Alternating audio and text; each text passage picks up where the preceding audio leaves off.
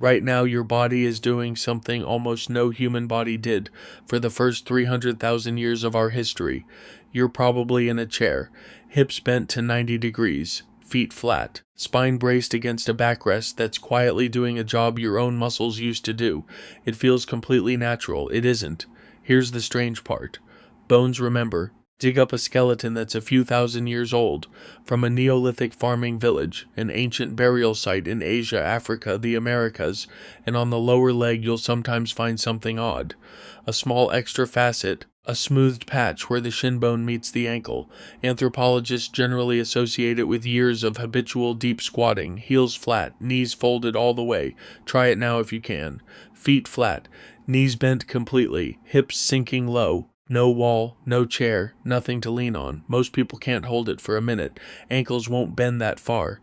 Calves start burning almost immediately. That failure is a clue, because the deep squat wasn't a stretch or a yoga pose. For most of human history, it was simply how people rested. Imagine an evening 20,000 years ago. A family gathered around a fire, no chairs anywhere. An old hunter drops into a squat to warm his hands. A child copies him without thinking, without being taught. That's simply what a body did, once. The chair, by contrast, is almost embarrassingly new. For most of history it was rare and symbolic, a throne for a king, a seat for a pharaoh, while everyone else sat on stools, mats, their own heels. The everyday chair only became widespread with factories, offices, and industrial life. On an evolutionary timescale, we invented it roughly the day before yesterday. So what changed, and does it actually matter? That question sent one research team not into a lab, but into the bush of northern Tanzania, to the Hadza, one of the last populations on Earth still living largely as hunter-gatherers. Here's the weird part. Anthropologist David Reichlin and colleagues at the University of Arizona expected to find people in constant motion, rarely still. Instead, strapped with heart rate monitors and muscle electrodes, the Hadza turned out to rest almost as much as an American office worker, nearly 10 hours a day, sitting or reclining. But the most surprising discovery wasn't how they moved. It was how they rested. On paper, 10 hours of stillness should be a red flag. Prolonged sitting is linked to heart disease, diabetes, early death, no matter how active someone is otherwise. By that logic, the Hadza should be facing the same risks as anyone glued to a desk. But that's not what the data showed. The Hadza weren't. The electrodes explained why. The Hadza weren't sitting in chairs.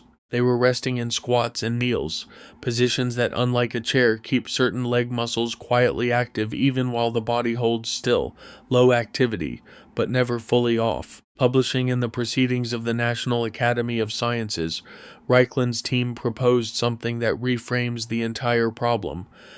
Maybe it isn't sitting itself that's the issue. Maybe it's the specific posture industrialized life has trained us into, the one where those muscles go almost completely silent, which means the real culprit might not be a habit at all, it might be a piece of furniture, and it arrived at exactly the wrong moment, just as industrial labor and office work needed human muscles to stay engaged more than ever, not less, which raises an uncomfortable question about the body you're sitting in right now. Because this isn't only a story about posture, it's a story about what a species can quietly lose. Joints like the ankle, knee, and hip don't stay flexible through inheritance. They stay flexible through use, and stiffen through disuse. Here's the twist most people miss.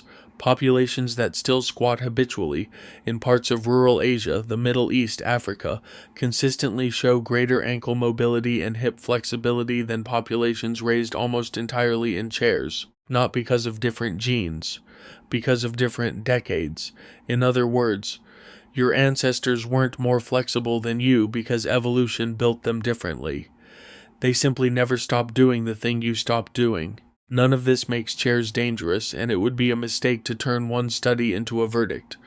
Researchers are still untangling exactly which mechanisms matter most, and sedentary health is never explained by a single variable. Diet, genetics, overall activity all play a role too. But an ancient shin bone and a Hadza hunter's electrodes are pointing at the same overlooked idea, from two completely different centuries. Rest itself has a physical cost. And for most of human history, our ancestors were quietly paying it down through the simple shape of how they went still. Which brings us back to you, in your chair, hips folded, certain muscles gone quiet without your noticing. The strange part isn't that humans invented the chair, it's that in barely 200 years it taught billions of bodies to forget a posture humans relied on for hundreds of thousands of years. Your ancestors never needed to remember how to squat, they simply never had a reason to forget.